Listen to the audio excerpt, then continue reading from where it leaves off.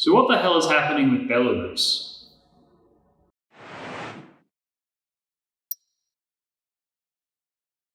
Hello, welcome to Dangerous Policy, a channel aimed at intelligent people wanting to discuss important issues facing life and society. My name is Crispin. You may notice we're not in the regular studio. That is because I have just got back from the remote outback of Australia, where now most Australians do need to spend a certain degree of time in the wilderness. It's just part of the blood, and I've been doing that for the last 8 days. And during that time, I lost my keys, which I managed to discover after the 17-hour drive home.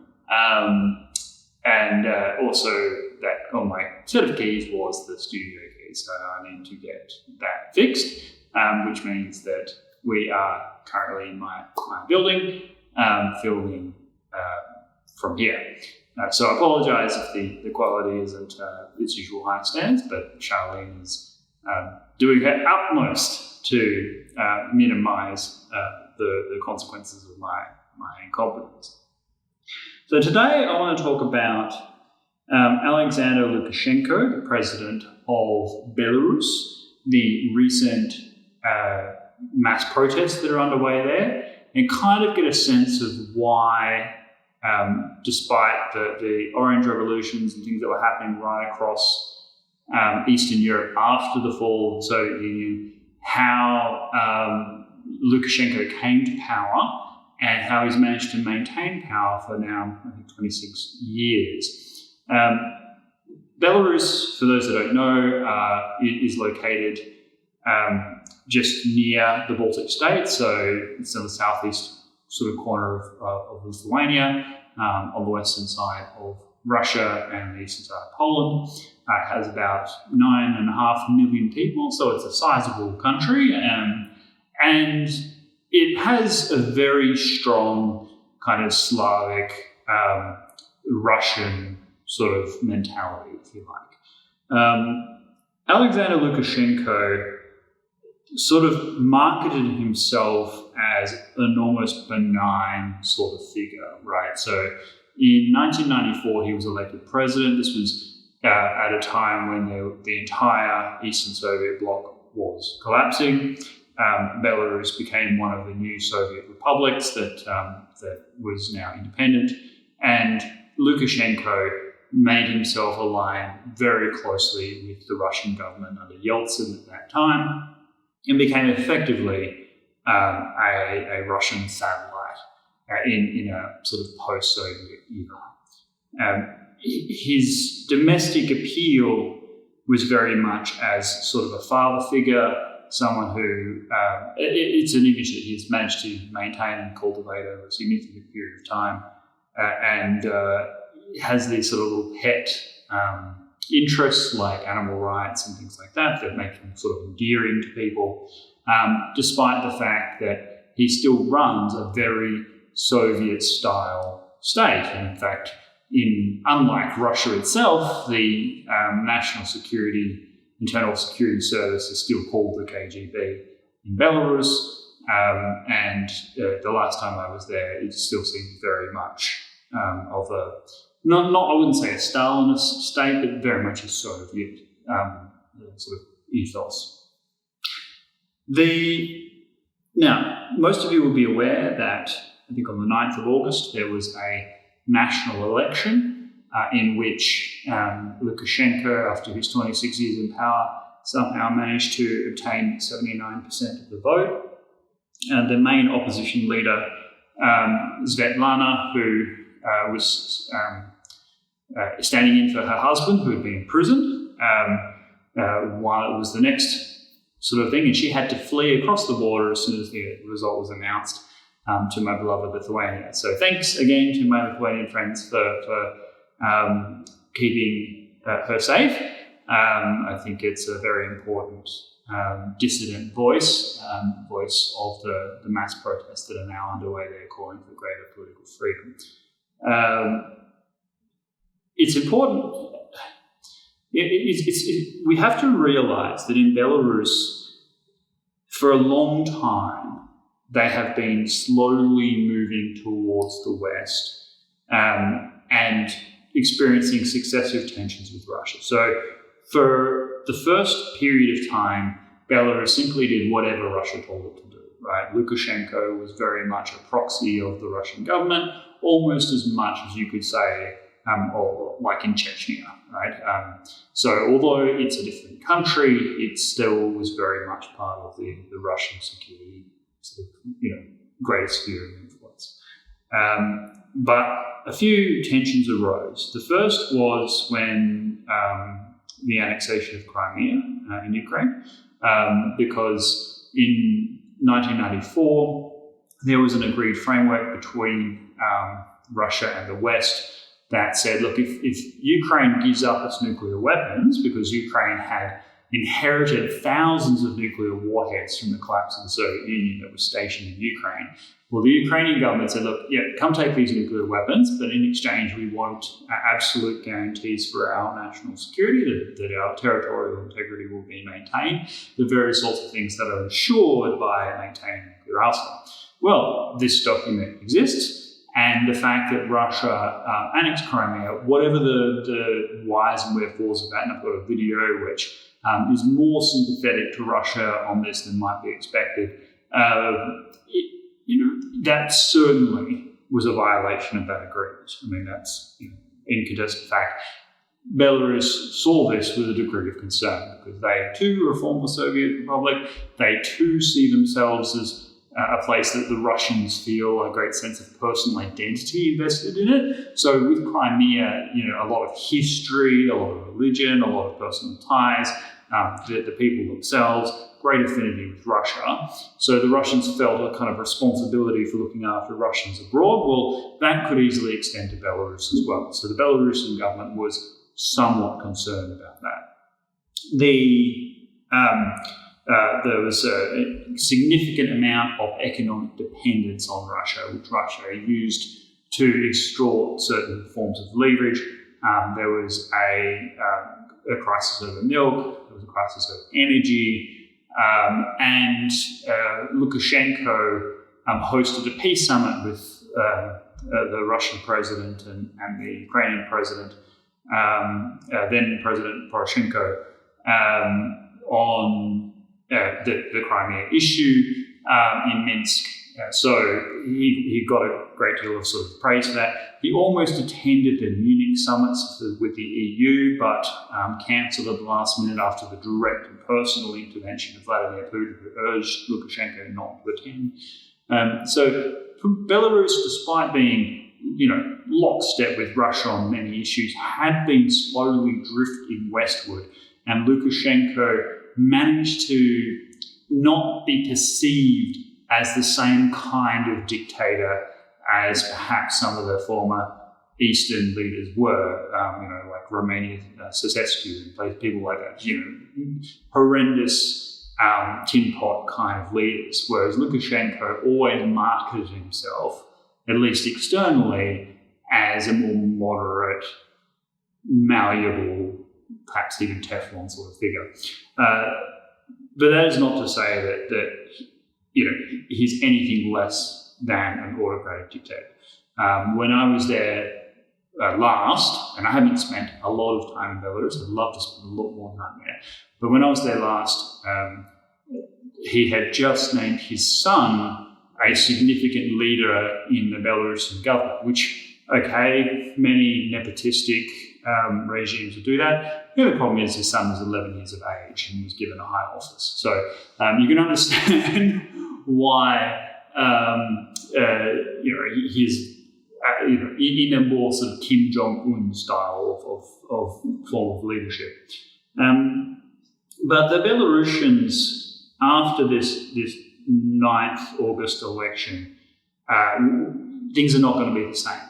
So in the last few days, Lukashenko has mobilized his armed forces, claiming that there is a military build-up on his western borders with Lithuania and Poland. The EU, NATO expressly and categorically denies any military build-up on the Belarusian border, although I would anticipate some level of security, heightened security awareness, given that there are large numbers of people who are protesters, people who are free democratic dissidents, seeking to cross the border into the EU for safety reasons, and the potential for Belarusian internal security forces to try and prevent this. So this could actually lead to some kind of military action on the border. Now, this would not be in any way an armed build-up for the purposes of threatening the Belarusian state or invading Belarus or anything like that. It'd be purely a matter of border security. But nevertheless, it does give Lukashenko an opportunity to claim that there are foreign threats and that he needs to clamp down on dissidents at home in order to claim that these individuals are somehow agents of foreign governments, which of course is completely false. He's also used this as an excuse to block, I think, 65 kind of Western websites, I presume including YouTube, to prevent any kind of foreign media reporting on what is actually going on. But despite all of these fairly obvious autocratic mechanisms, I would say that it is highly probable that the protests in this case are likely to ultimately succeed. Because, first of all, Lukashenko is the last dictator in that region after his Kazakhstan comrade resigned a couple of years ago. So all of these other countries are increasingly democratic. He will not be able to resume his former degree of legitimacy in the West. Like, as I said at the introduction, he had marketed himself as a sort of benign figure who was sort of amenable to the West, and that this would allow him to maintain relations not just with the Russian government, on whom he was heavily reliant, but also Western leaders who tolerated him because he was never a thorn in their side. Well, that's no longer going to be possible. His universal reputation is now shot. One of the things that kept him in power was the fact that no one knew anything about him. He wasn't on any press news or anything like that. Now, all of his corruption, all of his oppression, all of his repression of dissidents and so on, that's all going to be front page news worldwide. He doesn't have any natural allies left except for Vladimir Putin, who may even be sick of Lukashenko because of these recent sort of blow-ups. So it's highly likely that he will ultimately be forced to go. And it'll really be a question of when the senior leaders of the security apparatus that maintain his power see it as in their interests to switch sides and to go with somebody else. So it'll be interesting to just sort of watch this space. Now, the problem, as I see it, is that it does not automatically assume that what replaces Lukashenko is this new wonderful era of peace and harmony and pro-liberal democracy and so on. In many parts of Eastern Europe, that happened only after considerable periods of turmoil.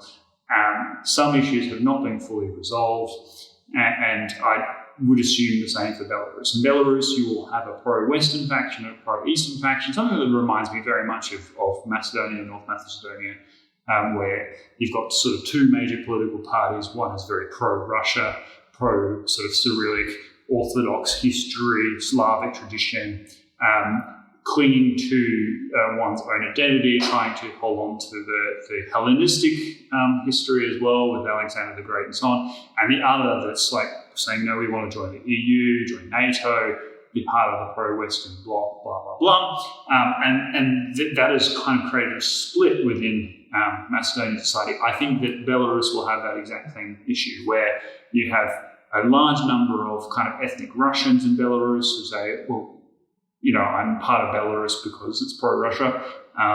There's no reason for me to be in a country that is not part of the Russian sphere.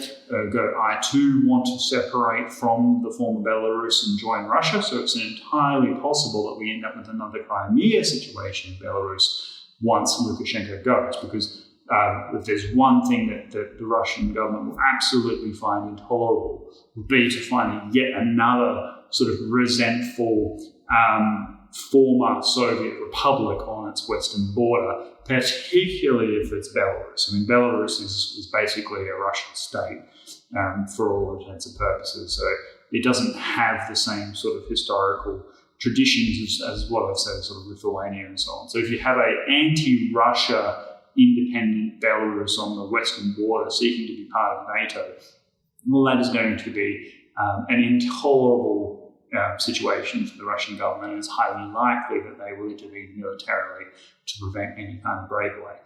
It could well be, in the case of Belarus, it might even take the form of an actual invasion, unlike in Ukraine, where it's just sort of splitting off bits and pieces. Russia may see reabsorption of all of Belarus back into Russia, because they may see that that would be possible with a minimum degree of intervention from the West, but also resistance from the populace itself. Conversely, you'll have a strong and vigorous faction, probably made up of a majority of Belarusians who skew young, who want to join the West and see the benefits of the West. And most Belarusians that I meet in my day-to-day life are Belarusians obviously traveling abroad, and they all say the same thing, that basically the Belarusian government is just completely corrupt. They are proxies of the Russian government. The Belarusians deserve better. They deserve to be part of the promise that is the EU and Western liberal democracy. So we will have that fragmentation. So on the one hand, yes, absolutely, I'm very proud of the thousands, the many tens of thousands of protesters that are out there on the streets at the moment, resisting Lukashenko's stealing yet another election and seeking, political liberalisation and reform in their country. But at the same time, I'm deeply concerned that there needs to be a plan thereafter. There needs to be a transition of power that helps to evolve into a more liberal democracy in which all parts of the politic are enfranchised, including the pro-Russian elements, who feel like they have a stake in a new independent Belarus, one that is not likely to seek to join NATO necessarily, but is happy to engage more positively with Western governments in order to, on the one hand, reassure the Russian government that they don't seek to be hostile or to join an anti-Russian military alliance, but at the same time will introduce liberal reforms that improve transparency and accountability and economic development for the Belarusian people. So that is a very difficult tightrope to walk in a period of incredible upheaval around the world, where there just isn't as much resources and time to focus on this issue as there is internationally, and just not that many Belarusian experts either. Like most of the people who know a lot about Belarus are people from Russia. They'll have their own independent sort of stance on things that is perhaps separate to what the EU is looking for. I'm worried about the future for Belarus. All power to the tens of thousands of protesters that are seeking their independence and political freedom. I hope you definitely craft that path forward to a better future. But I am also deeply concerned that overthrowing a dictator does not immediately lead to peace and security, but usually, in 2020, quite tragically, I think, a period of considerable domestic upheaval, particularly in the wake of Ukraine and examples like that. So watch this space. I want to see anyone who is an expert in Belarus, is from Belarus, scholars who cover kind of Central Asia and the Western Russian periphery to comment down below. Please let us know what you think should be done to ease the transition, one that moves from Lukashenko autocracy but enfranchises all the different factions of the Belarusian people. I watch the space. So leave a comment down below if you found value in this video. Please like and subscribe. We talk about this sort of stuff all the time. And thank you. I'll see you next time.